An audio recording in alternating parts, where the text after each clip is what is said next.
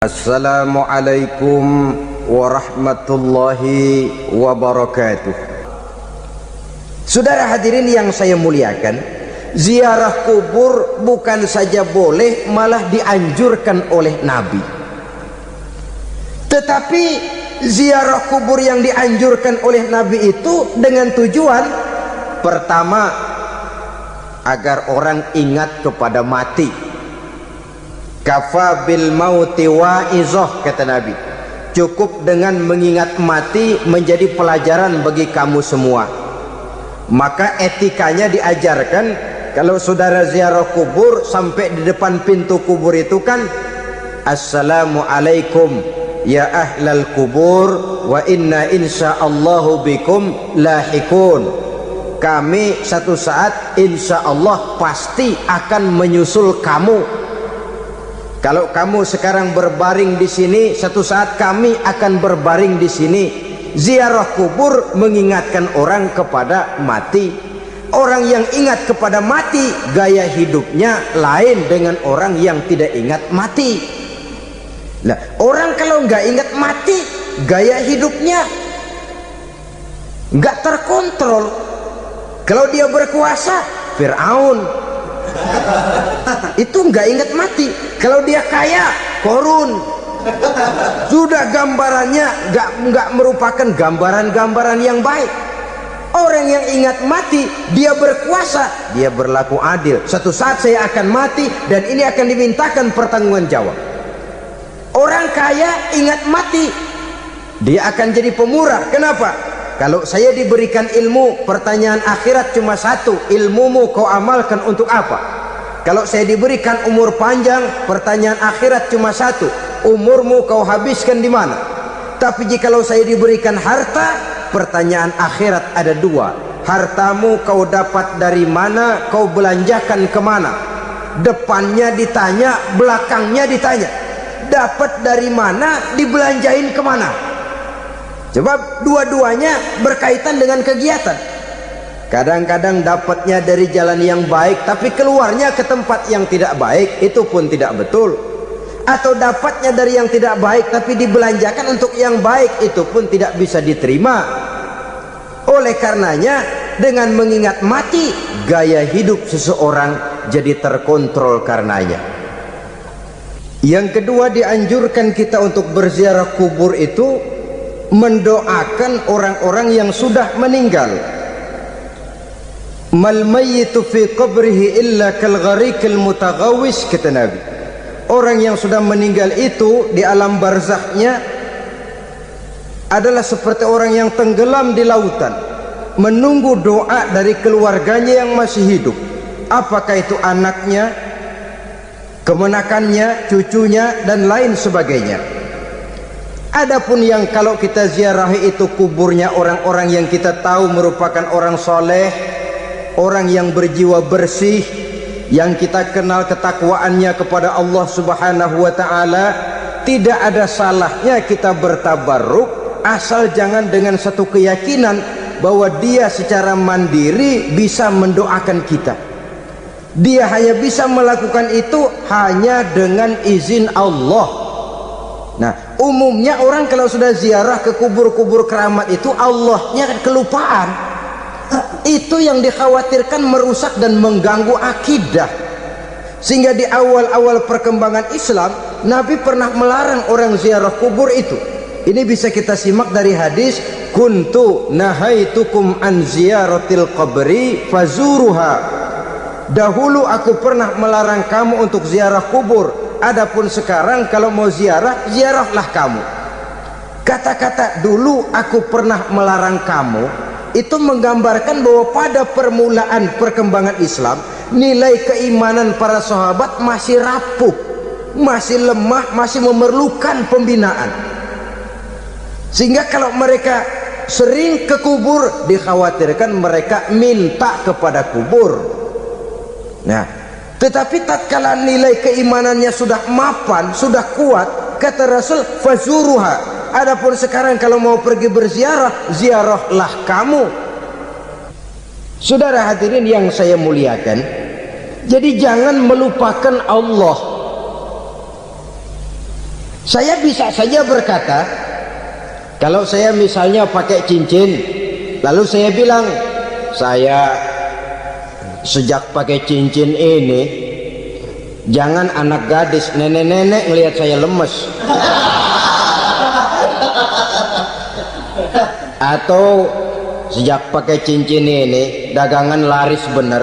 Cincin itu yang menggelincirkan akidah. Untuk tidak tergelincir, orang harus tidak melupakan Allah. Dia bisa berkata, alhamdulillah, Allah memberikan keistimewaan kepada batu cincin saya. Batu cincinnya tidak apa-apa, Allah yang memberikan keistimewaan.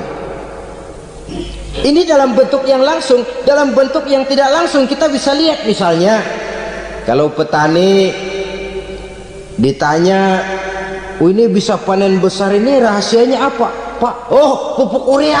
Pupuk urea. Nah, Allah nomor 16. Seorang petani yang baik keimanannya, dia akan berkata, kami bisa panen besar karena izin Allah.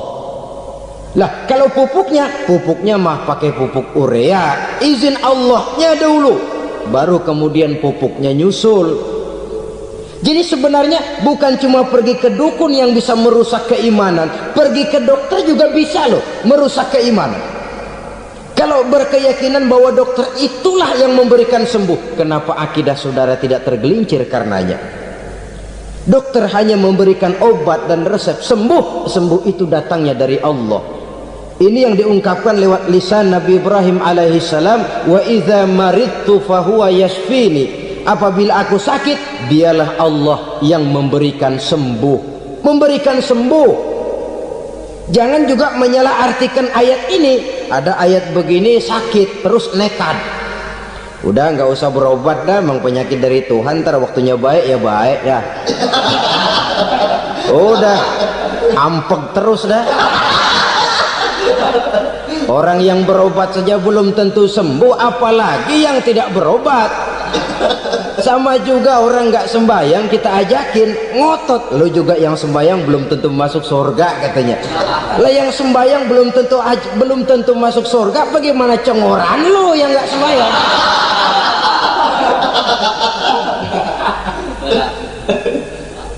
Saudara hadirin yang saya muliakan, kaum muslimin yang berbahagia. Jadi dengan demikian, maka jangan menghilangkan Allah. Kita, ajaran pokok dalam Islam adalah ajaran tentang tauhid. Nah, tauhid ini menyangkut mengesahkan Allah, baik di dalam zatnya, baik di dalam sifatnya, baik di dalam perbuatannya, baik di dalam beribadah kepadanya. Tauhid dalam ibadah itu ada. Tauhid dalam zat artinya zat Allah itu tidak tersusun, tidak terdiri dari bagian-bagian yang bisa dipecah-pecah. Ya seperti kita ini kan ada kepala, ada kaki, ada tangan. Allah tidak tersusun zatnya dari bagian-bagian. Esa zatnya tidak bisa dibagi-bagi. Esa sifatnya artinya Allah itu sifatnya tidak pernah berubah. Sejak dahulu sampai sekarang, Allah itu cinta kepada orang beriman yang melakukan kebaikan, dan Allah benci kepada orang kufur yang melakukan kejahatan. Mustahil satu saat Allah berubah. Orang kufur yang berbuat kejahatan didemenin, orang mukmin yang berbuat kebaikan dikeselin. Misalnya tahun 2000 Tuhan giliran jengkel sama orang mukmin. Itu mustahil. Dia esa di dalam sifatnya. Lain dengan sifat kita manusia. Sifat kita ini kan relatif. Ada saatnya kita senang, lain saat yang kita senang betul kita caci maki. Hari ini kita caci maki, besok kita puji. Lihat teman kaya, habis kita omongin, boleh jadi dia kaya. Kenapa? Dukunnya 36. Begitu kita habis caci maki begitu, dia datang ngasih duit sama kita. cacian itu bisa berubah menjadi pujian. Lu ya emang bukan main dah. Sifat kita itu relatif, bisa terpengaruh oleh situasi dan kondisi. Saudara hadirin yang saya hormati, kaum muslimin yang berbahagia, Allah juga esa di dalam perbuatannya. Artinya di dalam menciptakan apapun yang akan diciptakan oleh Allah, di dalam melakukan apapun yang akan dilakukan oleh Allah, tidak terikat kepada faktor lain, tidak memerlukan bantuan lain. Dia adalah mutlak.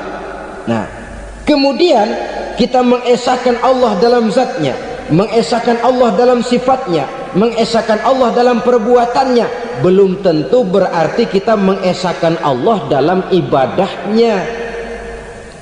Sebab banyak orang yang yakin betul Allah itu esa, teguh dengan pendiriannya. Tuhan lu siapa? Allah. Allah bagaimana? Esa. Bagaimana kalau dua? Kagak. Tiga? Enggak. Mantap. Soal tahlil paten. Tapi dalam ibadah kadang-kadang dia tidak mentauhidkan Allah. Ini makna wa ma umiru illa liya'budullaha mukhlisin. Kami tidak memerintahkan kepadamu kecuali untuk beribadah kepadaku, kata Allah, dengan ikhlas. Beribadah kepada Allah dengan ikhlas itu artinya apa? Beribadah hanya untuk Allah saja. Nah, kalau hanya untuk Allah saja, lalu kita minta berdoa di depan kuburan orang yang soleh, apa syirik? Tidak syirik. Kalau kita berkeyakinan bahwa orang tempat kita memanjatkan doa itu hanya bisa mendoakan kita dengan izin Allah. Dia sendiri tidak punya kekuasaan apa-apa. Tanpa izin Allah dia tidak bisa berbuat apa-apa. Itu tidak menyebabkan orang menjadi syirik. Sama saja dengan kalau saya berkata tadi, alhamdulillah Allah telah memberikan keistimewaan kepada batu cincin saya. Apa salahnya Allah memberikan keistimewaan kepada benda-benda mati? Allah memberikan keistimewaan kepada Hajar Aswad, benda mati. Allah memberikan keistimewaan kepada Masjidil Haram, benda mati. Allah memberikan keistimewaan kepada Ka'bah, benda mati. Orang tawaf keliling Ka'bah, sembahyang di Masjidil Haram, sujud menghadap kepada Ka'bah, apakah jadi syirik? Tidak. Kita tidak menyembah Ka'bahnya, kita menyembah yang punya Ka'bah itu. Nah, di sini kita lihat bahwa fungsi Ka'bah hanya merupakan wasilah. Tapi kalau Allahnya kita hilangkan, jadilah kita penyembah batu. Hanya saja batu itu berbentuk 4 bernama Ka'bah. Sa'i, orang yang melaksanakan haji, lari-lari antara Safa dan Marwah, amalan apa itu? Seakan-akan kita menghormati bukit-bukit, gunung-gunung. Tapi bukan itu yang kita tuju dalam pelaksanaan sa'i itu. Yang kita tuju adalah ini perintah Allah, Allahnya yang diutamakan. Maka hal semacam ini tidak menyebabkan orang menjadi syirik dan tergelincir dari tauhid. Tapi kalau ziarah kubur dengan niat cari buntutan, cari nomor yang cocok, ini niatnya saja sudah salah. Nah, kalau berangkat dengan niat yang salah, sampai di sana saya yakin, seyakin-yakinnya amalannya pasti salah. Lah, kubur yang diziarahin bukan kubur orang soleh. Ya mana ada orang soleh ngasih kode buntut. Ada juga orang salah, bukan orang soleh itu. Kadang-kadang dia nggak tahu kuburan siapa, nongkrong aja di situ. Saudara-saudara kaum muslimin rahimakumullah, manusia selalu berusaha untuk mencapai apa yang menjadi cita-citanya di dalam kehidupan ini. Segala daya dan dana, seluruh waktu dan tenaga, segenap kemampuan dan kekuatan dikerahkan untuk mencapai apa yang dicita-citakan. Ada orang yang di dalam berusaha mencapai cita-citanya tetap berpegang teguh kepada kaedah dan norma-norma yang harus dipatuhinya, baik itu norma-norma kehidupan bermasyarakat, berbangsa dan bernegara, lebih-lebih lagi itu menyangkut norma-norma kehidupan beragama. Artinya, di dalam mencapai cita-citanya, dia tetap menghormati dan mentaati halal haram, mengenal hak dan batil, tahu mana yang boleh dan mana yang tidak boleh. Tetapi di lain pihak, tidak jarang, bahkan banyak sekali orang-orang yang di dalam usaha mencapai cita-citanya terjebak dalam prinsip menghalalkan segala macam cara untuk mencapai satu tujuan. Tidak ada lagi kaedah dan norma-norma yang harus ditaatinya. Ia tidak peduli dengan halal dan haram. Ia tidak kenal hak dan batil. Ia tidak tahu mana yang boleh dan mana yang tidak boleh. Segala cara dilaksanakan asal tujuan tercapai. Maka lahirlah orang-orang yang mengambil jalan pintas dan potong kompas dalam usaha mencapai apa yang menjadi cita-cita dan tujuan dalam kehidupannya. Begitulah kita lihat dalam kehidupan ini. Yang di bawah ingin cepat naik ke atas, sementara yang di atas bertahan tidak mau turun dari tahta dan singgasananya. Maka terjadilah benturan-benturan nilai dan kepentingan. Terbentuklah klik, klan, grup dan sindikat-sindikat yang menyerupai mafia, di mana nilai objektivitas sudah sangat sulit ditemukan. Yang celakanya lagi, lahirlah budaya jilat-menjilat, upeti, dan lain sebagainya asal tujuan bisa tercapai. Sementara itu yang miskin ingin cepat menjadi kaya, sedang yang kaya ingin menjadi lebih kaya lagi. Kalau boleh tidak hanya sekedar dia saja yang kaya, anaknya harus kaya, cucunya tidak boleh miskin dan kere. Bahkan cucu daripada cucunya pun harus jadi orang-orang kaya. Ini keinginan yang wajar. Setiap orang tua tentu tidak ingin meninggalkan anak cucunya dalam keadaan miskin dan terlunta-lunta. Yang tidak wajar, kalau keinginan itu membuat orang lalu menghalalkan segala macam cara, menyalahgunakan fasilitas yang dimilikinya, apalagi kalau dia berada dalam satu posisi di mana seharusnya dia memberikan contoh dan keteladanan. Maka akibatnya timbullah krisis wibawa, yang dari krisis wibawa ini mengendorlah disiplin.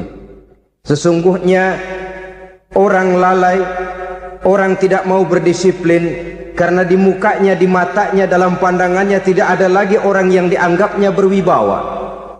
Dan wibawa itu hilang oleh karena orang merasa tidak ada keteladanan yang patut dijadikan contoh dalam kehidupannya. Inilah sesuatu yang kurang dirasakan di zaman kita sekarang ini.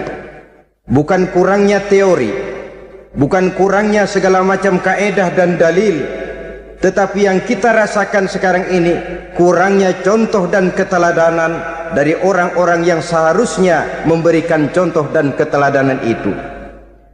Berangkat dari sejarah dan kehidupan Rasulullah sallallahu alaihi wasallam, keberhasilan yang beliau peroleh, salah satu dasar utamanya ialah satunya kata dan perbuatan. Tidak bermental ganda, tidak bermain minyak di atas air, tidak menggunting dalam lipatan. Lidahnya adalah hatinya, ucapannya adalah perbuatannya, dan apa yang beliau ajarkan kepada orang lain, beliaulah pelaksana pertamanya. Saudara-saudara kaum muslimin rahimakumullah. Sementara itu pada sisi lain, yang miskin ingin cepat menjadi kaya, maka ia terjebak dalam prinsip tujuan menghalalkan cara apapun saja dilaksanakan asal dia bisa segera menjadi kaya. Maka salah satu jalan yang banyak dilaksanakan orang untuk mencapai kekayaan tanpa harus peras keringat dan banting tulang seperti umumnya orang adalah melalui satu jenis permainan yang umumnya kita kenal dengan nama judi. Ada dua bentuk dan pola daripada judi. Walaupun seiring dengan kemajuan ilmu pengetahuan dan teknologi canggih, peradaban manusia semakin tinggi, maka jenis macam judi yang dimainkan oleh manusia ikut-ikut menjadi canggih. Tetapi pada umumnya ada dua jenis macam judi itu. Pertama, ada judi yang dilakukan secara langsung, dalam arti seorang petaruh berhadapan dengan bandar atau orang berhadapan dengan orang. Dari judi yang dilaksanakan secara langsung ini, efek negatif yang segera bisa kita lihat dengan nyata. Pertama, timbulnya rasa dendam dan permusuhan. Walaupun orang nampak duduk berhadap-hadapan, walaupun kelihatannya mereka tertawa satu sama lain, tapi yakinlah itu cuma sekedar kulit saja. Pikiran yang ada dalam benak tiap-tiap orang yang terlibat dalam perjudian tidak lain ialah bagaimana saya bisa mengalahkan lawan main saya. Akibatnya tentu bisa kita pastikan akan timbullah dendam dan permusuhan bagi yang kalah, akan timbullah rasa sombong dan menganggap remeh orang lain bagi yang menang. Yang kedua, lalainya orang kepada apa yang menjadi tanggung jawab dan kewajibannya. Orang bisa lupa kepada anak dan istri. Kalau kepada anak dan istri saja sudah bisa lupa, apalagi kepada yang lain, sebab anak dan istri memang merupakan bagian daripada kehidupan kita. Konon lagi saudara, konon lagi keluarga yang lain, anak istri saja bisa terlupakan oleh penyakit dan permainan yang bernama judi ini. Yang ketiga, hilangnya rasa sayang kepada harta. Harta yang didapatnya dengan peras keringat dan banting tulang, mungkin pergi pagi dan pulang sore. Setibanya dia di meja judi, apalagi uang tadi sudah bertukar dengan dalam bentuk koin, maka rasa sayang kepada harta itu tidak akan pernah ada lagi.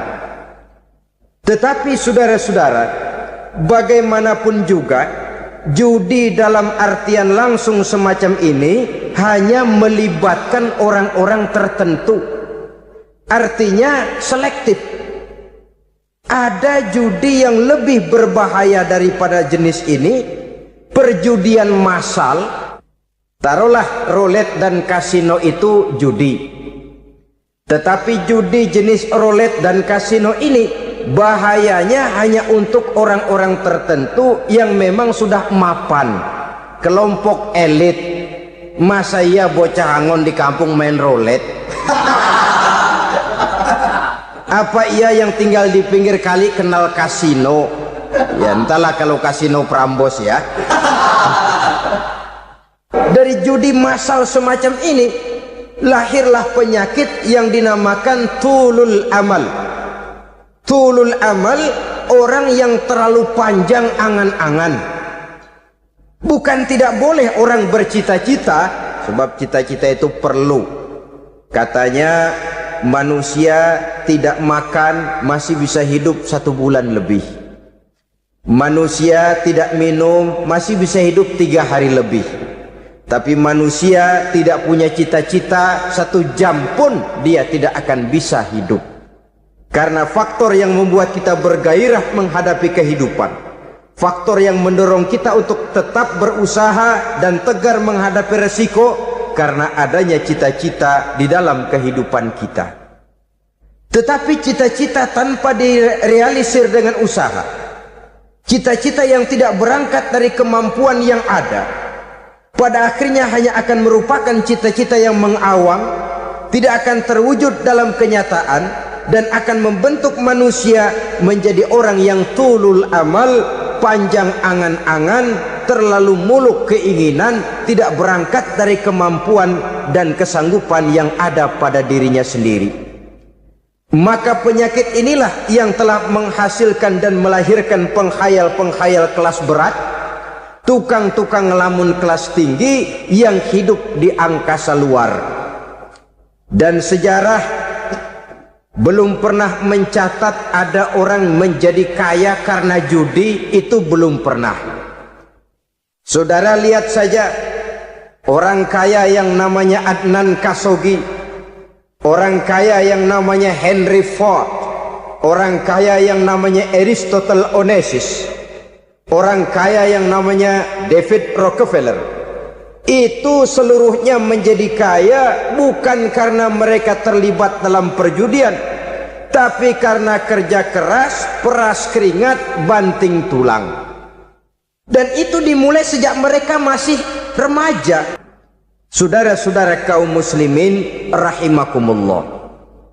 Sehingga ada pepatah mengatakan, many a great man start as a newspaper boy, katanya. Banyak orang besar yang mulai pekerjaannya dengan menjual koran.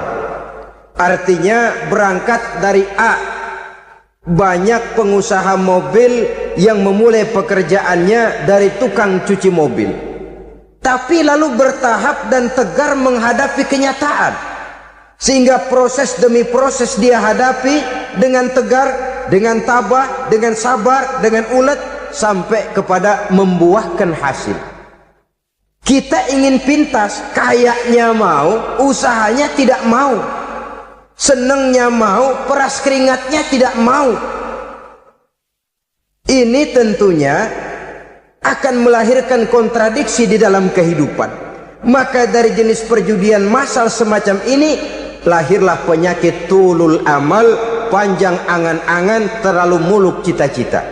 Bayangkan saja kalau ini terjadi secara massal, menimpa nasib rakyat kita di pedesaan yang jauh dari keramaian. Tiap hari mereka dinabobokkan oleh gambaran tentang akan diperolehnya uang dalam jumlah yang banyak dengan angka nol yang berentet. Tiap hari mereka melihat angka-angka itu. Mereka lambat laun akan terseret dalam arus tulul amal ini.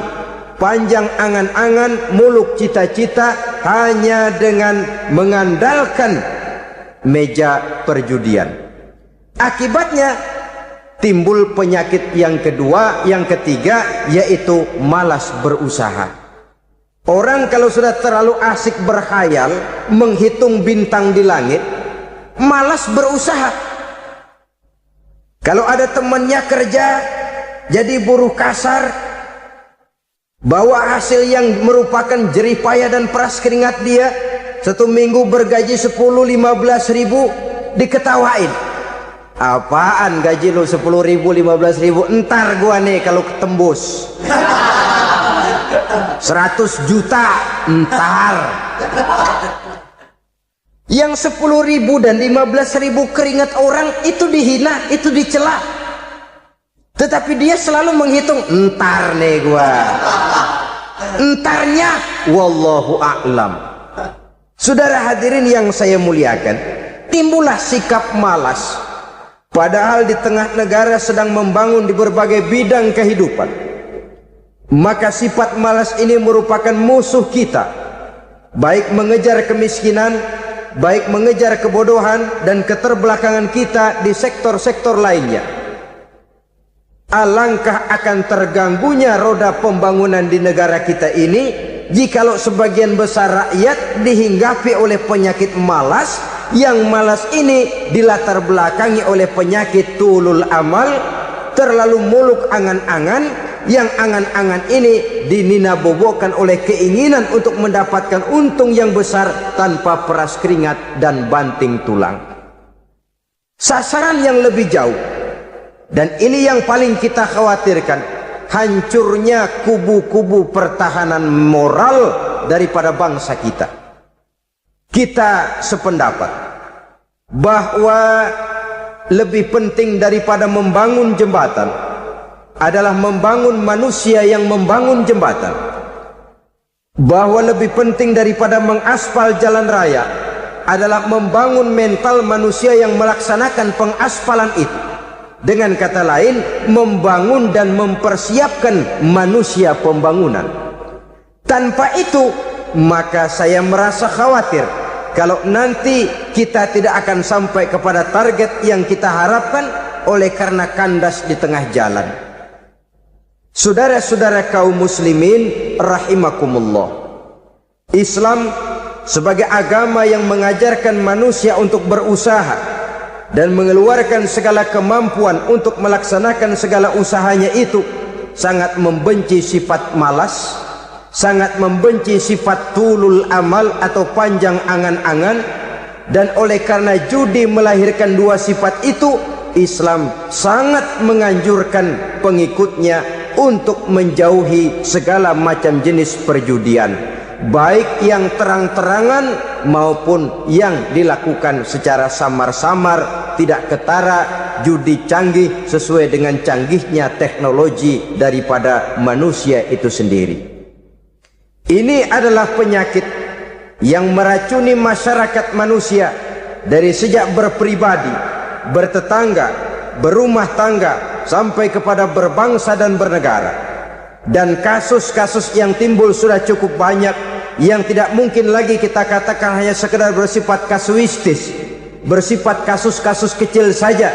Sebelum riaknya naik ke permukaan, marilah kita membuat benteng untuk masing-masing pribadi muslim memelihara dan menjaga diri, jangan terseret dalam permainan yang bernama judi, apapun bentuknya, bagaimanapun cara dan ragamnya, karena jelas bahayanya lebih besar daripada manfaatnya. Taruhlah kita barangkali kemarin-marin hanyut dalam arus perjudian, tetapi hendaknya kita bisa mengambil pelajaran bahwa seorang mukmin adalah seorang yang apabila dia melakukan kesalahan, dia segera sadar, dijadikannya pelajaran untuk tidak diulanginya lagi pada masa-masa yang akan datang. Dengan sikap semacam itu, kita tidak lagi akan mengulangi kesalahan-kesalahan lama, dan grafik kehidupan kita dari hari ke hari akan makin menunjukkan hal-hal yang baik dan positif adanya. Saudara-saudara kaum muslimin rahimakumullah, kalau ABRI masuk desa, rakyat beruntung. Kalau jaksa masuk desa, rakyat bahagia. Kalau koran masuk desa, rakyat ikut jadi cerdas. Tapi kalau judi masuk desa, rakyat kiamat. Pembangunan akan terbengkalai, roda perekonomian akan lesu, karena mestinya orang membelanjakan uang untuk sesuatu yang dia perlukan, akhirnya dia belanjakan untuk sesuatu yang dia tidak perlukan, karena gambaran, khayalan akan mendapat keuntungan yang jauh lebih besar lagi. Padahal istilah orang-orang tua kita dulu, lebih baik makan singkong betulan daripada makan roti ngimpi. Artinya uang yang 1.000-2.000 rupiah itu lebih baik dibelikan beras, dimasak, makan bersama anak dan istri, terasa nikmat dan halalnya, ketimbang beli kertas lalu ngelamun, menghayal, menghitung yang bukan-bukan. Itu kertas dibolak madep mulon, dibolak madep mudik, diputar sana, diputar sini, akhirnya palanya ikut muter. Kira-kira apa yang cocok? Masih belum puas, kertas dilihat, orang gila ditanyain. Sudah tahu waras, orang gila yang ditanya. Masih belum puas, nanya orang gila, tidur di kuburan. Allahu Akbar. Padahal di rumahnya tempat tidurnya empuk, anget, nggak ada nyamuk. Kuburan, tidur di kuburan. Dampak-dampak negatif yang semacam ini pada gilirannya mau atau tidak mau akan menyeberang kepada garis akidah, membahayakan dan mengancam nilai-nilai tauhid yang kita miliki. Sudah kertas dibolak-balik, tidak puas, orang gila ditanya. Orang gila ditanya belum maram, tidur di kuburan. Barangkali ada bisikan. Saudara hadirin yang saya muliakan, memang walaupun wahyu sudah berhenti, tapi Allah masih memberikan ilham kepada hamba-hambanya yang dikehendakinya. Tetapi ilham itu bentuknya positif. Kalau saudara pagi-pagi berniat, tahu-tahu datang pikiran nanti malam mau ngaji, itu namanya ilham. Kalau saudara sedang merenung, tahu-tahu datang pikiran, ah saya mau sedekah, itu namanya ilham, bentuknya positif. Tapi kalau ngelamun, tahu-tahu datang pikiran nomor sekian sekian sekian pasang, itu bukan ilham, itu belis. Saudara hadirin yang saya muliakan, tidak puas tidur di kuburan, cari yang lebih paten lagi, dukun ditanya. Nah, saya ingin menuduhkan persoalan. Apa tidak boleh orang ziarah kubur? Apa tidak boleh orang pergi ke dukun? Ini dalam kaitannya dengan judi, karena ini penyakit yang sudah merajalela, mewabah di kalangan masyarakat kita di lapisan yang bawah ini. Saudara hadirin yang saya muliakan, ziarah kubur bukan saja boleh, malah dianjurkan oleh Nabi. Tetapi ziarah kubur yang dianjurkan oleh Nabi itu dengan tujuan pertama, agar orang ingat kepada mati. Kafa bil mauti wa'izah, kata Nabi. Cukup dengan mengingat mati menjadi pelajaran bagi kamu semua. Maka etikanya diajarkan, kalau saudara ziarah kubur, sampai di depan pintu kubur itu kan, Assalamualaikum ya ahlal kubur wa inna insyaallahu bikum lahikun. Kami satu saat insya Allah pasti akan menyusul kamu. Kalau kamu sekarang berbaring di sini, satu saat kami akan berbaring di sini. Ziarah kubur mengingatkan orang kepada mati. Orang yang ingat kepada mati, gaya hidupnya lain dengan orang yang tidak ingat mati.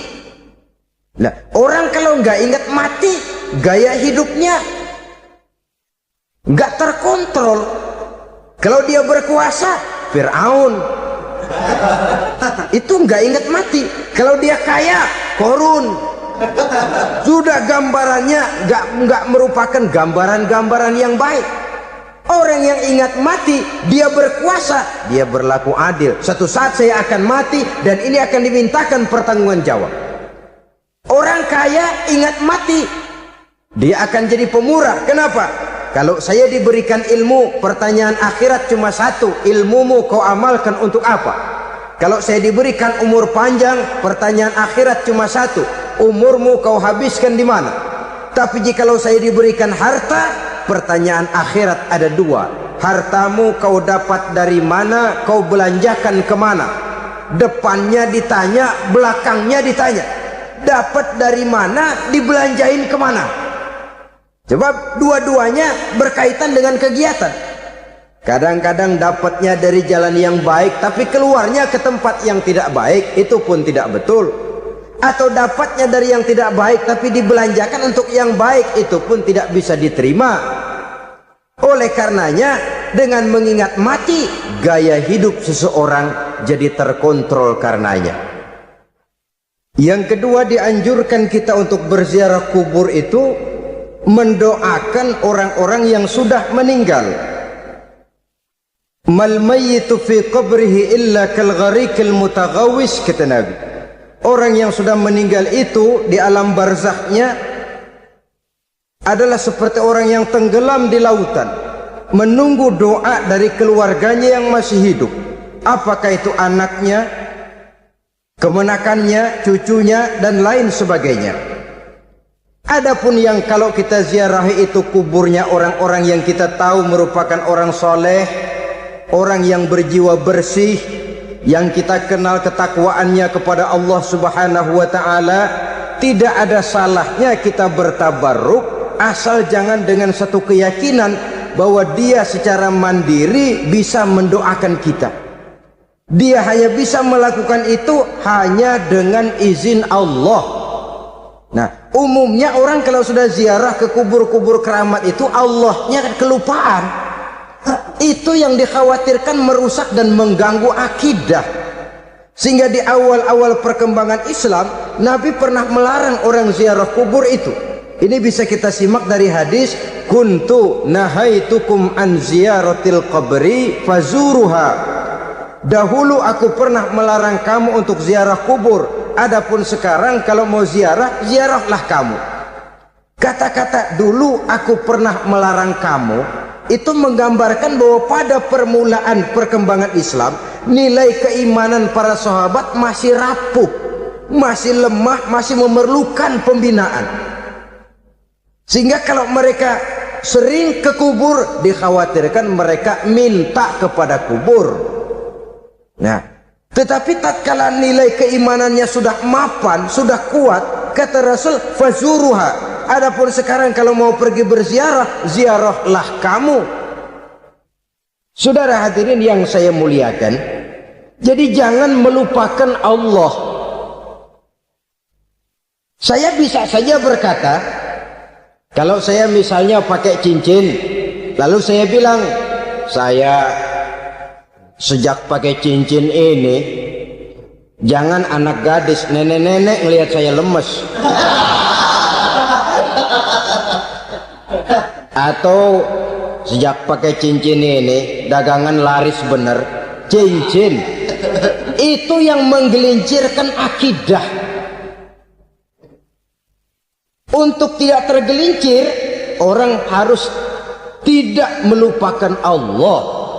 Dia bisa berkata, alhamdulillah, Allah memberikan keistimewaan kepada batu cincin saya.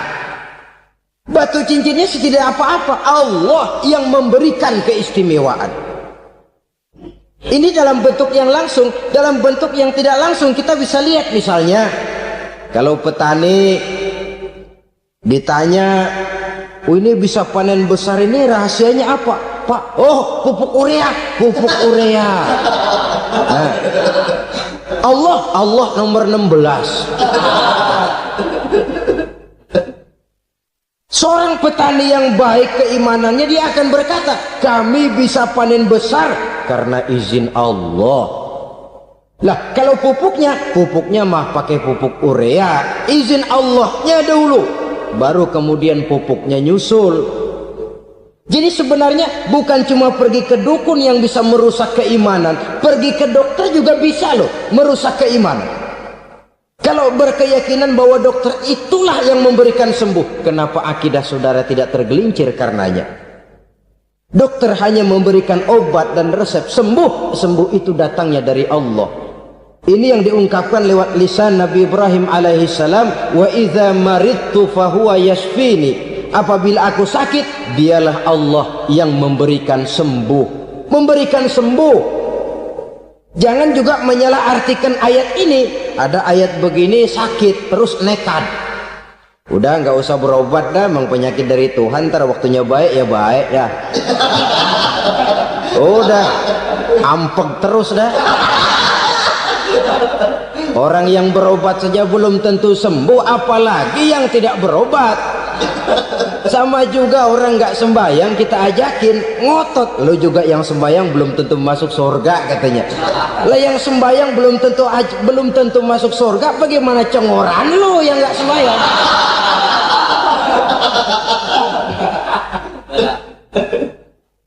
Saudara hadirin yang saya muliakan, kaum muslimin yang berbahagia. Jadi dengan demikian, maka jangan menghilangkan Allah. Kita, ajaran pokok dalam Islam adalah ajaran tentang tauhid. Nah, tauhid ini menyangkut mengesahkan Allah, baik di dalam zatnya, baik di dalam sifatnya, baik di dalam perbuatannya, baik di dalam beribadah kepadanya. Tauhid dalam ibadah itu ada. Tauhid dalam zat artinya zat Allah itu tidak tersusun, tidak terdiri dari bagian-bagian yang bisa dipecah-pecah. Ya seperti kita ini kan ada kepala, ada kaki, ada tangan. Allah tidak tersusun zatnya dari bagian-bagian. Esa zatnya tidak bisa dibagi-bagi. Esa sifatnya artinya Allah itu sifatnya tidak pernah berubah. Sejak dahulu sampai sekarang Allah itu cinta kepada orang beriman yang melakukan kebaikan, dan Allah benci kepada orang kufur yang melakukan kejahatan. Mustahil satu saat Allah berubah. Orang kufur yang berbuat kejahatan didemenin, orang mukmin yang berbuat kebaikan dikeselin. Misalnya tahun 2000 Tuhan giliran jengkel sama orang mukmin. Itu mustahil. Dia esa di dalam sifatnya. Lain dengan sifat kita manusia. Sifat kita ini kan relatif. Ada saatnya kita senang, lain saat yang kita senang betul kita caci maki. Hari ini kita caci maki, besok kita puji. Lihat teman kaya, habis kita omongin, boleh jadi dia kaya. Kenapa? Dukunnya 36. Nah. Begitu kita habis caci maki begitu, dia datang ngasih duit sama kita. Cacian itu bisa berubah menjadi pujian. Lu ya emang bukan main dah. Sifat kita itu relatif, bisa terpengaruh oleh situasi dan kondisi. Saudara hadirin yang saya hormati, kaum muslimin yang berbahagia, Allah juga esa di dalam perbuatannya. Artinya di dalam menciptakan apapun yang akan diciptakan oleh Allah, di dalam melakukan apapun yang akan dilakukan oleh Allah, tidak terikat kepada faktor lain, tidak memerlukan bantuan lain. Dia adalah mutlak. Nah, kemudian kita mengesahkan Allah dalam zatnya, mengesahkan Allah dalam sifatnya, mengesahkan Allah dalam perbuatannya. Belum tentu berarti kita mengesahkan Allah dalam ibadahnya. Sebab banyak orang yang yakin betul Allah itu esa, teguh dengan pendiriannya. Tuhan lu siapa? Allah. Allah bagaimana? Esa. Bagaimana kalau dua? Kagak. Tiga? Enggak. Mantap. Soal tahlil paten. Tapi dalam ibadah kadang-kadang dia tidak mentauhidkan Allah. Ini makna wa ma umiru illa liya'budullaha mukhlisin. Kami tidak memerintahkan kepadamu kecuali untuk beribadah kepadaku, kata Allah, dengan ikhlas. Beribadah kepada Allah dengan ikhlas itu artinya apa? Beribadah hanya untuk Allah saja. Nah, kalau hanya untuk Allah saja, lalu kita minta berdoa di depan kuburan orang yang soleh, apa syirik? Tidak syirik. Kalau kita berkeyakinan bahwa orang tempat kita memanjatkan doa itu hanya bisa mendoakan kita dengan izin Allah. Dia sendiri tidak punya kekuasaan apa-apa. Tanpa izin Allah dia tidak bisa berbuat apa-apa. Itu tidak menyebabkan orang menjadi syirik. Sama saja dengan kalau saya berkata tadi, alhamdulillah Allah telah memberikan keistimewaan kepada batu cincin saya. Apa salahnya Allah memberikan keistimewaan kepada benda-benda mati? Allah memberikan keistimewaan kepada Hajar Aswad, benda mati. Allah memberikan keistimewaan kepada Masjidil Haram, benda mati. Allah memberikan keistimewaan kepada Ka'bah, benda mati. Orang tawaf keliling Ka'bah, sembahyang di Masjidil Haram, sujud menghadap kepada Ka'bah. Apakah jadi syirik? Tidak. Kita tidak menyembah Ka'bahnya, kita menyembah yang punya Ka'bah itu. Nah, di sini kita lihat bahwa fungsi Ka'bah hanya merupakan wasilah.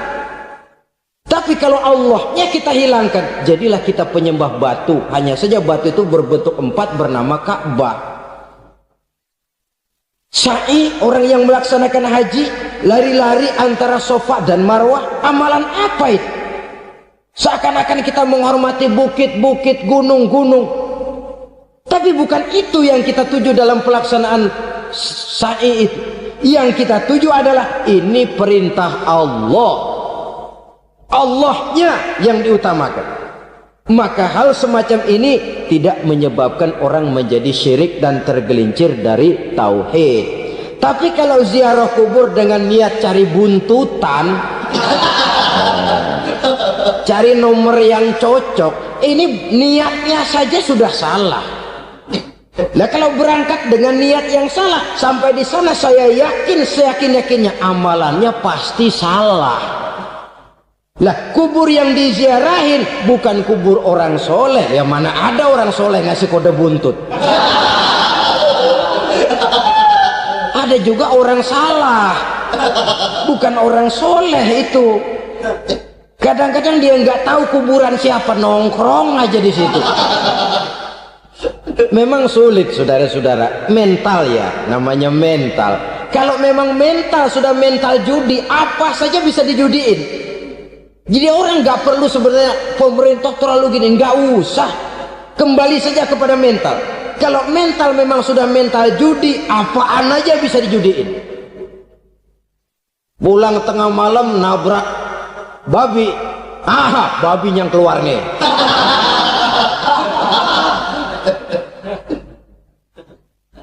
Mobil lewat nomornya bisa dijudiin, bajai lewat bajai bisa dijudiin. Mental. Kalau memang mental sudah mental judi, apapun saja bisa dijudikan. Saudara hadirin yang saya muliakan, lalu bagaimana dengan dukun? Ya, saudara hadirin, pergi ke dukun hakikatnya sama dengan pergi ke dokter. Orang berusaha melaksanakan yang namanya syariat, hakikatnya kembalikan kepada Allah. Syariatnya kita laksanakan. Tetapi, nah ini tetapi, yang pertama saudara harus tahu betul dukunnya itu bayang apa enggak, agamanya kuat apa enggak. Sebab ya tentu tidak ada dukun yang jelek, karena pada umumnya penyakit dukun itu kan nyohor, iklan lewat koleha-kolehanya. Kita bisul kecil datang, kata dukun, ini si kecil kemarin bisul kayak kelapa 5 menit baik. 5 menit padahal kemarin kagak ada yang datang. Diolah sedemikian rupa supaya orang mantap. Jadi jangan asal sembarangan. Kadang-kadang lihat potongan dukunnya aja kita ngeri. Mukanya sudah klemot, nggak pernah tersentuh air wudhu. Jangankan air wudhu, mandi aja jarang. Yang kayak begini yang dipegang mati-matian, yang dipercayai habis-habisan, akan kita kemanakan tauhid kita ini? Apalagi kalau perginya sudah dengan niat mencari nomor yang jitu. Itu saya katakan lagi tadi, berangkat saja sudah dengan niat yang salah. Orang berusaha silahkan. Sama juga kita ke dokter. Oleh dokter kan setelah diperiksa penyakit kita, lalu dianalisa, oh ini penyakitnya ini. Kemudian diberikan obat. Lah, obat itu kan tentu ada aturan minumnya tuh. Yang kapsul ini sehari 3 kali, yang tablet ini sehari 2 kali. Kalau kita minumnya kelebihan, overdosis namanya. Saking pengen cepet baik, sekali minum 10 tablet. Ya memang nggak sakit-sakit lagi, tapi nggak hidup sudah. Habis. Kita pun dalam melaksanakan amalan hidup beragama begitu. Saudara datang kepada kiai, orang-orang soleh, meminta amalan, wiridan, itu jangan sampai overdosis. Tidak sesuai dengan kemampuan pribadi. Wong masih SD sudah minta matematika kelas SMP, celeng. Baru SMP sudah minta diajarkan filsafat kelas perguruan tinggi, semaput. Kenapa? Daya tampungnya nggak kuat. Emang ukuran secangkir, minta disiin seember, ya luber. Lebihnya nggak cukup. Kenapa? Yang diberikan, yang diamalkan tidak sesuai dengan makomnya, tidak sesuai dengan kemampuan yang ada pada dirinya. Saudara hadirin yang saya muliakan, akhirnya apa? Mencelakakan dirinya sendiri, ngawur. Baru sembahyang seminggu udah ngaku ketemu malaikat. Oh, sembahyang ditemenin malaikat lah, sembahyang baru seminggu mulai tuh malaikat iseng amat. Ya walaupun kalau Allah izinkan tidak mustahil, tapi kan tidak logik. Orang yang melaksanakan ibadah puluhan tahun memerlukan riyadhah dan latihan, khusyuk dan tawadhu, penuh tazallul, merendahkan diri di hadapan Allah, belum tentu mendapat karunia yang semacam itu. Saudara hadirin yang saya muliakan, jadi dengan kata lain, yang pertama, lihatlah dulu kualitas dukun yang akan saudara datangi itu. Ini kualitas black apa kualitas white? Aspal apa cat putih? Sehingga jangan sampai kita salah pilih. Sebab biasanya orang kalau sudah hanyut di kali, rumput pun dia pegangin. Dia tahu kalau rumput tidak akan bisa menahan bobot badannya, tapi karena posisinya posisi terjepit, rumput pun dia pegang. Ini satu gambaran psikologis betapa orang dalam keadaan panik, kepepet, kejepit, yang tidak mestinya dipegang pun akan dipegangnya juga. Walaupun dia tahu itu tidak akan bisa menahan bobot badannya, namun dipegangnya juga. Oleh karenanya, yang pertama, lihat dulu kualitas dukunnya. Yang kedua, saudara-saudara, jangan berkeyakinan bahwa dukun itulah yang memberikan permintaan saudara. Si dukun hanya bisa dengan izin Allah. Nah ini kuncinya. Kalau izin Allahnya dihilangkan, dan ini yang jarang. Biasanya kalau kita diajak ke dukun, di sono aja paten banget. Abah ano, abah ini, abah ano, abah-abah. Lah, lalu pikiran kita kan terfokus. Dikala itulah kita mulai menyampingkan Allah. Di situ yang dikhawatirkan nilai tauhid kita jadi tergoyah karenanya. Bahwa orang yang kita datangi, yang kita kenal kesolehan dan ketakwaannya, hanya bisa memberikan pertolongan dengan izin Allah. Dengan izin Allah dia doakan kita dan doanya kabul. Dengan izin Allah dia penuhi hajat kita dan hajat kita jadi terlaksana, jadi kenyataan dengan izin Allah. Sebab Allah itu memberikan keistimewaan. Ada waktu istimewa, ada tempat istimewa, ada jam istimewa. Kenapa sih sedekah hari Jumat dengan sedekah hari Kamis pahalanya kok lebih besar hari Jumat? Karena itu waktu istimewa. Kenapa untuk sembahyang sunnah dianjurkan sepertiga malam yang terakhir?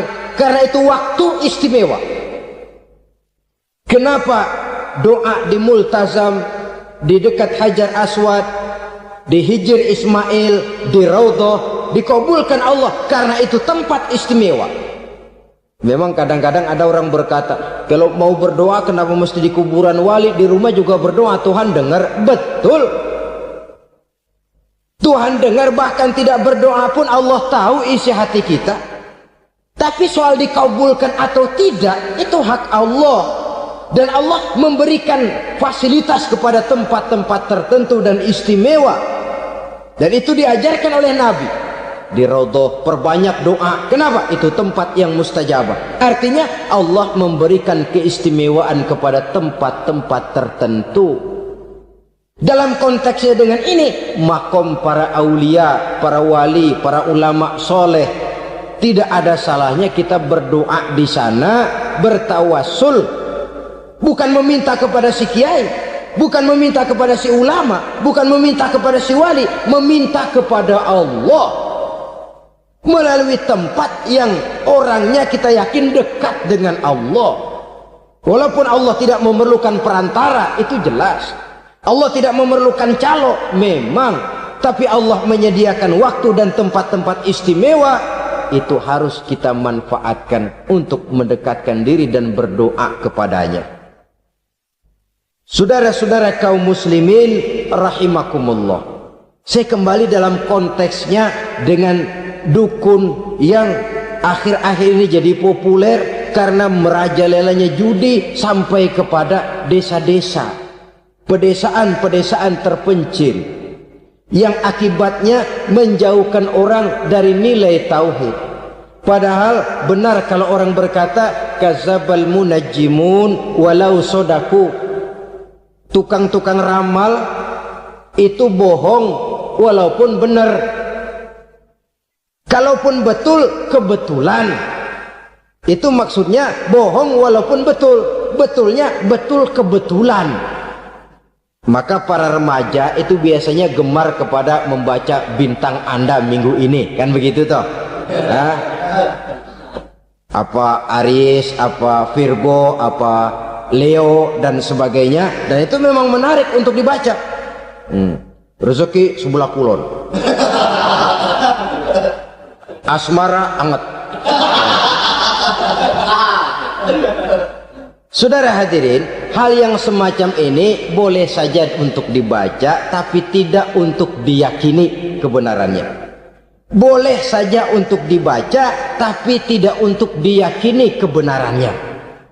Karena meyakini kebenarannya sama saja dengan mendahului Allah. Dan itu bisa menggelincirkan nilai-nilai tauhid kita. Tauhid dalam ibadah saya katakan tadi, menyembah hanya kepada Allah, bermohon hanya kepada Allah dengan menggunakan fasilitas-fasilitas yang disediakan oleh Allah, baik berupa waktu maupun tempat-tempat tertentu. Dan orang-orang ya, kalau waktu dan tempat saja ada yang diberikan keistimewaan oleh Allah, padahal tempat itu benda mati, apalagi manusia yang merupakan makhluk hidup. Saudara hadirin yang saya muliakan, saudara-saudara kaum muslimin yang berbahagia, sehingga dengan demikian kita tetap menjaga nilai-nilai akidah. Dan dengan ini syariat kita laksanakan tanpa membuang hakikat. Sebab hakikat tanpa syariat itu kosong.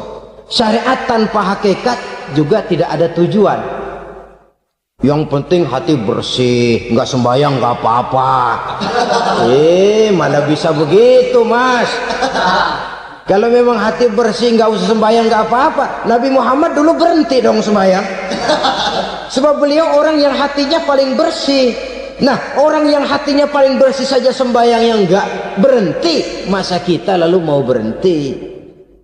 Yang penting kan kita bisa dekat dengan Allah melalui perasaan, banyak-banyak ingat. Apa itu sembahyang? Macam-macam. Itu hakikat saja tanpa syariat ia tidak bisa. Syariat saja tanpa hakikat juga gerak lahir yang tanpa roh namanya. Kita melakukan sholat tapi kita tidak tahu untuk apa kita sholat dan kenapa kita sholat dan siapa yang kita sembah di dalam kita sholat. Sehingga dengan demikian keduanya tidak bisa terpisahkan satu sama lain, seperti halnya kulit dan isi. Barangkali pernah saya ingatkan, kulit penting, isi pun juga penting. Hakikat penting, syariat juga penting. Dan kita jangan salah mengartikan, terjebak dalam ucapan-ucapan yang masih memerlukan penafsiran, sehingga lalu kita cenderung mendiskreditkan dan menjelekkan para wali. Misalnya ada ucapannya Syekh Abdul Qadir Jailani yang berkata begini, barang siapa yang masuk ke rumahku lalu ia memakan makananku, maka ia akan masuk surga.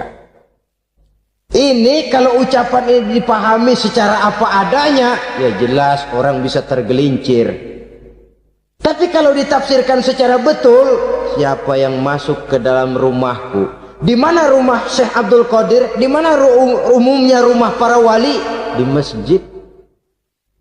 Jadi siapa yang masuk ke dalam rumahku? Masjid. Lah kalau sudah di dalam masjid, makanannya apa? Getuk. Tentu saja tidak. Kalau sudah di masjid itu ya makanannya ya wirid, zikir, tahajud, baca Quran, paling kurang iktikaf. Jadi siapa yang masuk ke masjid lalu dia sujud, wirid, zikir, ya jelas saja surga. Jangan membaca ucapan ini dan terus rame-rame nyari bekas rumah Syekh Abdul Qadir. Rame-rame masuk ya rumah kecil. Saudara hadirin, kita terlalu terpaku kepada materi ucapan dan melupakan filsafat daripada ucapan itu sendiri. Dalam kondisi yang sedemikian, sangat boleh jadi orang lalu tergelincir karenanya. Oleh karena itulah saudara-saudara, saya kembali kepada satu prinsip, bahwa sebenarnya dengan tidak perlu menyalahkan pihak-pihak lain, mari kita kembali kepada sikap mental kita sebagai muslim. Kalau mental memang sudah mental penjudi, apapun bisa dijudikan. Tapi kalau mental itu tidak ada, walaupun di kiri kanan dan depan belakang banyak dibuka tempat-tempat perjudian, saya yakin kita akan mampu menahan dan menjaga diri. Sikap mental inilah yang memerlukan pembinaan dari kita semua. Sehingga dengan demikian kita akan menjadi pribadi-pribadi yang bisa bertahan dari segala gempuran-gempuran yang datang dari luar karena adanya prinsip ketahanan mental itu tadi. Sekali lagi saya ingatkan bahwa judi selamanya tidak akan pernah mendatangkan kebahagiaan. Judi tidak akan membuat orang menjadi kaya. Judi tidak akan membuat orang makin akrab berteman dan bersaudara. Yang jelas, judi melahirkan permusuhan dan dendam, membangkitkan rasa malas, memulukan angan-angan tanpa mau peras keringat dan banting tulang, melalaikan orang dari tanggung jawab dan kewajibannya, membuat ia lupa kepada anak, istri dan seluruh keluarganya, dan pada akhirnya dia akan terjebak dalam satu permainan yang makin menjauhkan dia dari proses kesadarannya sebagai manusia. Sebagai uraian penutup, marilah kita renungi firman Allah dalam Al-Baqarah ayat 208. A'udzu billahi minasyaitonir rajim. Ya ayyuhalladzina amanu dukhulu fis silmi kafah wa la tattabi'u khutuwatis syaitan innahu lakum aduwwum mubin. Hai orang-orang yang beriman, masuklah kamu ke dalam keselamatan, masuklah kamu ke dalam Islam secara keseluruhan. Jangan kamu mengikuti jejak-jejak setan, karena setan adalah musuhmu yang nyata dan jelas. Judi termasuk jejak-jejak yang ditinggalkan oleh setan untuk diikuti oleh kita, agar kita mendapatkan kesengsaraan baik di dunia, lebih-lebih di akhirat nanti. Semoga Allah selamatkan kita, Allah selamatkan seluruh bangsa kita dari penyakit-penyakit judi yang melahirkan efek-efek negatif dalam kehidupan. Petani ditanya, ini bisa panen besar ini rahasianya apa, Pak? Oh, pupuk urea, pupuk urea. Nah, Allah nomor 16. Seorang petani yang baik keimanannya, dia akan berkata, kami bisa panen besar karena izin Allah. Lah, kalau pupuknya mah pakai pupuk urea, izin Allahnya dulu, baru kemudian pupuknya nyusul. Jadi sebenarnya bukan cuma pergi ke dukun yang bisa merusak keimanan, pergi ke dokter juga bisa loh merusak keimanan. Kalau berkeyakinan bahwa dokter itulah yang memberikan sembuh, kenapa akidah saudara tidak tergelincir karenanya? Dokter hanya memberikan obat dan resep, sembuh itu datangnya dari Allah. Ini yang diungkapkan lewat lisan Nabi Ibrahim alaihissalam, wa idza maridtu fahuwa yashfini. Apabila aku sakit, dialah Allah yang memberikan sembuh. Memberikan sembuh. Jangan juga menyalahartikan ayat ini. Ada ayat begini sakit terus nekat. Udah nggak usah berobat dah, memang penyakit dari Tuhan. Ntar waktunya baik ya baik ya.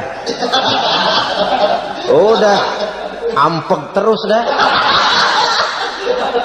Orang yang berobat saja belum tentu sembuh, apalagi yang tidak berobat. Sama juga orang nggak sembahyang kita ajakin ngotot, lo juga yang sembahyang belum tentu masuk surga katanya.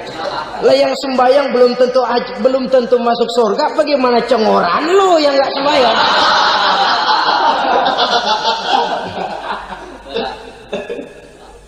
Saudara hadirin yang saya muliakan, kaum muslimin yang berbahagia. Jadi dengan demikian, maka jangan menghilangkan Allah. Kita, ajaran pokok dalam Islam adalah ajaran tentang tauhid. Nah, tauhid ini menyangkut mengesahkan Allah, baik di dalam zatnya, baik di dalam sifatnya, baik di dalam perbuatannya, baik di dalam beribadah kepadanya. Tauhid dalam ibadah itu ada. Tauhid dalam zat artinya zat Allah itu tidak tersusun, tidak terdiri dari bagian-bagian yang bisa dipecah-pecah. Ya seperti kita ini kan ada kepala, ada kaki, ada tangan. Allah tidak tersusun zatnya dari bagian-bagian. Esa zatnya tidak bisa dibagi-bagi. Esa sifatnya artinya Allah itu sifatnya tidak pernah berubah. Sejak dahulu sampai sekarang Allah itu cinta kepada orang beriman yang melakukan kebaikan.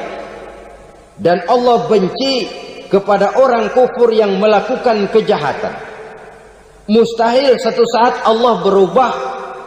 Orang kufur yang berbuat kejahatan didemenin, orang mukmin yang berbuat kebaikan dikeselin. Misalnya tahun 2000 Tuhan giliran jengkel sama orang mukmin. Itu mustahil, dia esa di dalam sifatnya. Lain dengan sifat kita manusia. Sifat kita ini kan relatif. Ada saatnya kita senang, lain saat yang kita senang betul kita caci maki. Hari ini kita caci maki, besok kita puji. Lihat teman kaya, habis kita omongin. Boleh jadi dia kaya, kenapa? Dukunnya 36. Begitu kita habis caci maki begitu, dia datang ngasih duit sama kita. Cacian itu bisa berubah menjadi pujian. Lu ya emang bukan main dah. Sifat kita itu relatif, bisa terpengaruh oleh situasi dan kondisi. Saudara hadirin yang saya hormati, kaum muslimin yang berbahagia, Allah juga esa di dalam perbuatannya. Artinya di dalam menciptakan apapun yang akan diciptakan oleh Allah, di dalam melakukan apapun yang akan dilakukan oleh Allah, tidak terikat kepada faktor lain, tidak memerlukan bantuan lain. Dia adalah mutlak. Nah, kemudian kita mengesahkan Allah dalam zatnya, mengesahkan Allah dalam sifatnya, mengesahkan Allah dalam perbuatannya. Belum tentu berarti kita mengesahkan Allah dalam ibadahnya. Sebab banyak orang yang yakin betul Allah itu esa, teguh dengan pendiriannya. Tuhan lu siapa? Allah. Allah bagaimana? Esa. Bagaimana kalau dua? Kagak. Tiga? Enggak. Mantap. Soal tahlil paten. Tapi dalam ibadah kadang-kadang dia tidak mentauhidkan Allah. Ini makna wa ma umiru illa liya'budullaha mukhlisin. Kami tidak memerintahkan kepadamu kecuali untuk beribadah kepadaku, kata Allah, dengan ikhlas. Beribadah kepada Allah dengan ikhlas itu artinya apa? Beribadah hanya untuk Allah saja. Nah, kalau hanya untuk Allah saja, lalu kita minta berdoa di depan kuburan orang yang soleh, apa syirik? Tidak syirik. Kalau kita berkeyakinan bahwa orang tempat kita memanjatkan doa itu hanya bisa mendoakan kita dengan izin Allah. Dia sendiri tidak punya kekuasaan apa-apa. Tanpa izin Allah, dia tidak bisa berbuat apa-apa. Itu tidak menyebabkan orang menjadi syirik. Sama saja dengan kalau saya berkata tadi, alhamdulillah Allah telah memberikan keistimewaan kepada batu cincin saya. Apa salahnya Allah memberikan keistimewaan kepada benda-benda mati? Allah memberikan keistimewaan kepada Hajar Aswad, benda mati. Allah memberikan keistimewaan kepada Masjidil Haram, benda mati. Allah memberikan keistimewaan kepada Ka'bah, benda mati. Orang tawaf keliling Ka'bah, sembahyang di Masjidil Haram, sujud menghadap kepada Ka'bah. Apakah jadi syirik? Tidak. Kita tidak menyembah Ka'bahnya, kita menyembah yang punya Ka'bah itu. Nah, di sini kita lihat bahwa fungsi Ka'bah hanya merupakan wasilah. Tapi kalau Allahnya kita hilangkan, jadilah kita penyembah batu. Hanya saja batu itu berbentuk 4 bernama Ka'bah.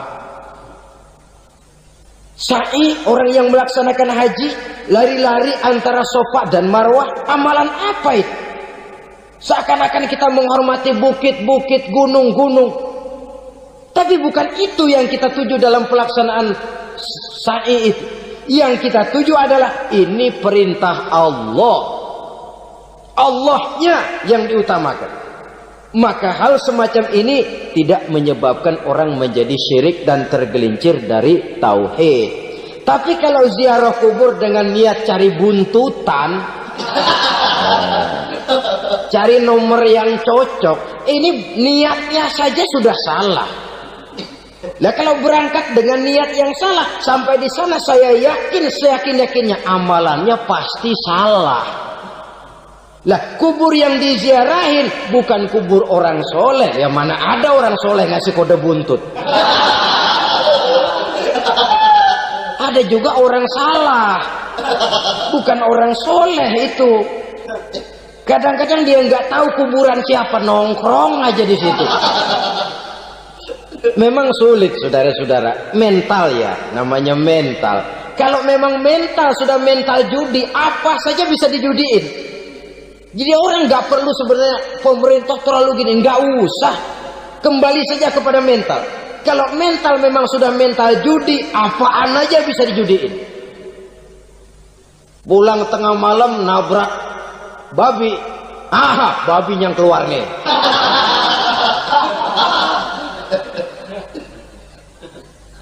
Mobil lewat, nomornya bisa dijudiin. Bajai lewat, bajai bisa dijudiin. Mental. Kalau memang mental sudah mental judi, apapun saja bisa dijudikan. Saudara hadirin yang saya muliakan, lalu bagaimana dengan dukun? Ya, saudara hadirin, pergi ke dukun hakikatnya sama dengan pergi ke dokter. Orang berusaha melaksanakan yang namanya syariat, hakikatnya kembalikan kepada Allah. Syariatnya kita laksanakan. Tetapi, nah ini tetapi, yang pertama saudara harus tahu betul dukunnya itu bayang apa enggak, agamanya kuat apa enggak. Sebab ya tentu tidak ada dukun yang jelek, karena pada umumnya penyakit dukun itu kan nyohor, iklan lewat koleha-kolehanya. Kita bisul kecil datang, kita dukun, ini si kecil kemarin bisul kayak kelapa 5 menit baik. 5 menit padahal kemarin kagak ada yang datang. Diolah sedemikian rupa supaya orang mantap. Jadi jangan asal sembarangan. Kadang-kadang lihat potongan dukunnya aja kita ngeri. Mukanya sudah kremot, nggak pernah tersentuh air wudhu. Jangankan air wudhu, mandi aja jarang. Yang kayak begini yang dipegang mati-matian, yang dipercayai habis-habisan, akan kita kemanakan tauhid kita ini? Apalagi kalau perginya sudah dengan niat mencari nomor yang jitu.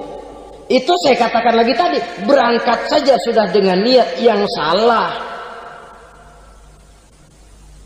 Orang berusaha silahkan. Sama juga kita ke dokter. Oleh dokter kan setelah diperiksa penyakit kita, lalu dianalisa, oh ini penyakitnya ini. Kemudian diberikan obat. Lah, obat itu kan tentu ada aturan minumnya tuh. Yang kapsul ini sehari 3 kali, yang tablet ini sehari 2 kali. Kalau kita minumnya kelebihan, overdosis namanya. Saking pengen cepet baik, sekali minum 10 tablet. Ya memang nggak sakit-sakit lagi, tapi nggak hidup sudah. Habis. Kita pun dalam melaksanakan amalan hidup beragama begitu. Saudara datang kepada kiai, orang-orang soleh, meminta amalan, wiridan, itu jangan sampai overdosis. Tidak sesuai dengan kemampuan pribadi. Wong masih SD sudah minta matematika kelas SMP, celeng. Baru SMP sudah minta diajarkan filsafat kelas perguruan tinggi, semaput. Kenapa? Daya tampungnya nggak kuat. Emang ukuran secangkir, minta di sini seember, ya luber. Lebihnya nggak cukup. Kenapa? Yang diberikan, yang diamalkan tidak sesuai dengan makomnya, tidak sesuai dengan kemampuan yang ada pada dirinya. Saudara hadirin yang saya muliakan, akhirnya apa? Mencelakakan dirinya sendiri, ngawur. Baru sembahyang seminggu udah ngaku ketemu malaikat. Oh, sembahyang ditemenin malaikat lah, sembahyang baru seminggu mulai. Tuh malaikat iseng amat. Ya walaupun kalau Allah izinkan tidak mustahil, tapi kan tidak logik. Orang yang melaksanakan ibadah puluhan tahun memerlukan riyadhah dan latihan, khusyuk dan tawadhu, penuh tazallul, merendahkan diri di hadapan Allah, belum tentu mendapat karunia yang semacam itu. Saudara hadirin yang saya muliakan, jadi dengan kata lain, yang pertama, lihatlah dulu kualitas dukun yang akan saudara datangi itu. Ini kualitas black apa kualitas white, aspal apa cat putih, sehingga jangan sampai kita salah pilih. Sebab biasanya orang kalau sudah hanyut di kali, rumput pun dia pegangin. Dia tahu kalau rumput tidak akan bisa menahan bobot badannya, tapi karena posisinya posisi terjepit, rumput pun dia pegang. Ini satu gambaran psikologis betapa orang dalam keadaan panik, kepepet, kejepit, yang tidak mestinya dipegang pun akan dipegangnya juga. Walaupun dia tahu itu tidak akan bisa menahan bobot badannya, namun dipegangnya juga. Oleh karenanya, yang pertama, lihat dulu kualitas dukunnya. Yang kedua, saudara-saudara, jangan berkeyakinan bahwa dukun itulah yang memberikan permintaan saudara. Si dukun hanya bisa dengan izin Allah. Malas berusaha. Orang kalau sudah terlalu asik berkhayal, menghitung bintang di langit, malas berusaha. Kalau ada temannya kerja jadi buruh kasar, bawa hasil yang merupakan jerih payah dan peras keringat dia, satu minggu bergaji 10-15 ribu, diketawain. Apaan gaji lu 10 ribu 15 ribu? Entar gua nih kalau ketembus 100 juta entar. Yang 10 ribu dan 15 ribu keringat orang itu dihina, itu dicela. Tetapi dia selalu menghitung, entar nih gua. Entarnya wallahu a'lam.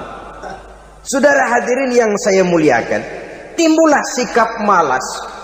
Padahal di tengah negara sedang membangun di berbagai bidang kehidupan. Maka sifat malas ini merupakan musuh kita. Baik mengejar kemiskinan, baik mengejar kebodohan dan keterbelakangan kita di sektor-sektor lainnya. Alangkah akan terganggunya roda pembangunan di negara kita ini jikalau sebagian besar rakyat dihinggapi oleh penyakit malas, yang malas ini dilatar belakangi oleh penyakit tulul amal, terlalu muluk angan-angan, yang angan-angan ini dininabobokan oleh keinginan untuk mendapatkan untung yang besar tanpa peras keringat dan banting tulang. Sasaran yang lebih jauh, dan ini yang paling kita khawatirkan, hancurnya kubu-kubu pertahanan moral daripada bangsa kita. Kita sependapat bahwa lebih penting daripada membangun jembatan adalah membangun manusia yang membangun jembatan. Bahwa lebih penting daripada mengaspal jalan raya adalah membangun mental manusia yang melaksanakan pengaspalan itu.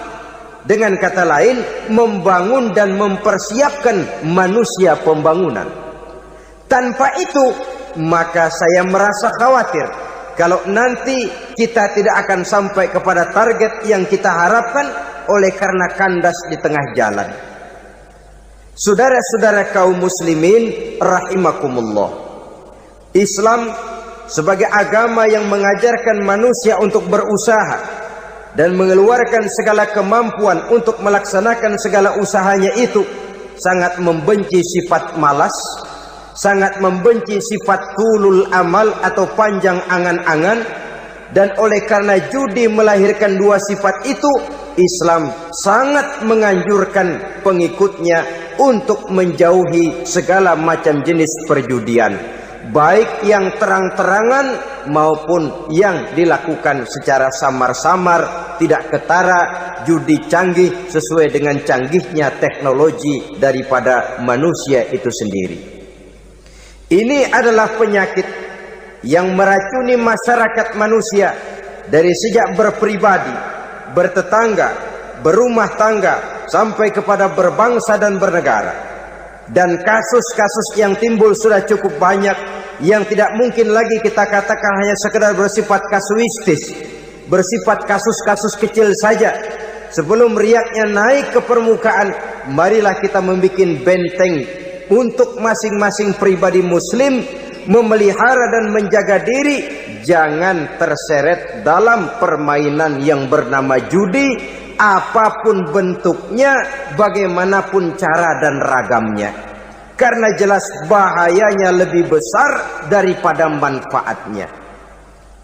Taruhlah kita barangkali kemarin-marin hanyut dalam arus perjudian, tetapi hendaknya kita bisa mengambil pelajaran bahwa seorang mukmin adalah seorang yang apabila dia melakukan kesalahan, dia segera sadar, dijadikannya pelajaran untuk tidak diulanginya lagi pada masa-masa yang akan datang.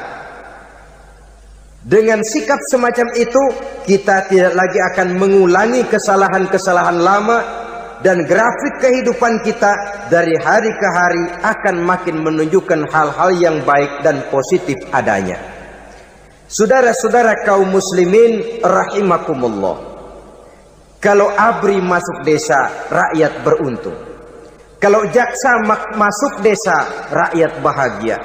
Kalau koran masuk desa, rakyat ikut jadi cerdas. Tapi kalau judi masuk desa, rakyat kiamat. Pembangunan akan terbengkalai, roda perekonomian akan lesu. Karena mestinya orang membelanjakan uang untuk sesuatu yang dia perlukan, akhirnya dia belanjakan untuk sesuatu yang dia tidak perlukan, karena gambaran, khayalan akan mendapat keuntungan yang jauh lebih besar lagi. Padahal istilah orang-orang tua kita dulu, lebih baik makan singkong betulan daripada makan roti ngimpi. Artinya uang yang 1.000-2.000 rupiah itu lebih baik dibelikan beras, dimasak, makan bersama anak dan istri, terasa nikmat dan halalnya, ketimbang beli kertas lalu ngelamun, menghayal, menghitung yang bukan-bukan. Itu kertas dibolak madep ulon, dibolak madep mudik, diputar sana, diputar sini, akhirnya palanya ikut muter. Kira-kira apa yang cocok? Masih belum puas, kertas dilihat, orang gila ditanyain. Sudah tahu waras, orang gila yang ditanya. Masih belum puas, nanya orang gila, tidur di kuburan. Allahu Akbar. Padahal di rumahnya tempat tidurnya empuk, anget, nggak ada nyamuk. Kuburan, tidur di kuburan. Dampak-dampak negatif yang semacam ini pada gilirannya mau atau tidak mau akan menyeberang kepada garis akidah, membahayakan dan mengancam nilai-nilai tauhid yang kita miliki. Sudah kertas dibolak-balik, tidak puas, orang gila ditanya. Orang gila ditanya belum maram, tidur di kuburan. Barangkali ada bisikan.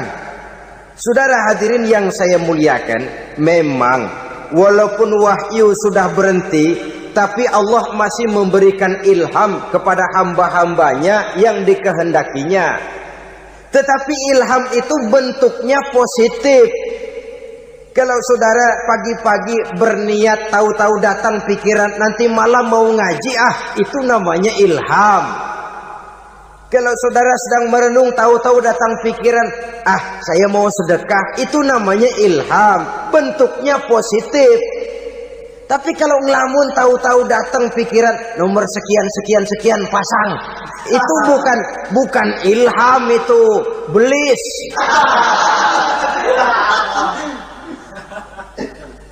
Saudara hadirin yang saya muliakan, tidak puas tidur di kuburan, cari yang lebih paten lagi, dukun ditanya.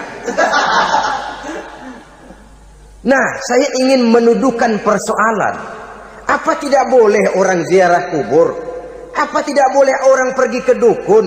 Ini dalam kaitannya dengan judi, karena ini penyakit yang sudah merajalela, mewabah di kalangan masyarakat kita di lapisan yang bawah ini. Saudara hadirin yang saya muliakan, ziarah kubur bukan saja boleh, malah dianjurkan oleh Nabi. Tetapi ziarah kubur yang dianjurkan oleh Nabi itu dengan tujuan pertama, agar orang ingat kepada mati. Kafa bil mauti wa'izah, kata Nabi. Cukup dengan mengingat mati menjadi pelajaran bagi kamu semua. Maka etikanya diajarkan, kalau saudara ziarah kubur, sampai di depan pintu kubur itu kan, Assalamualaikum ya ahlal kubur, wa inna insyaallahu bikum lahikun. Kami satu saat insya Allah pasti akan menyusul kamu. Kalau kamu sekarang berbaring di sini, satu saat kami akan berbaring di sini. Ziarah kubur mengingatkan orang kepada mati. Orang yang ingat kepada mati, gaya hidupnya lain dengan orang yang tidak ingat mati. Nah, orang kalau nggak ingat mati, gaya hidupnya nggak terkontrol. Kalau dia berkuasa, Fir'aun, itu nggak ingat mati. Kalau dia kaya, Korun. Sudah gambarannya nggak merupakan gambaran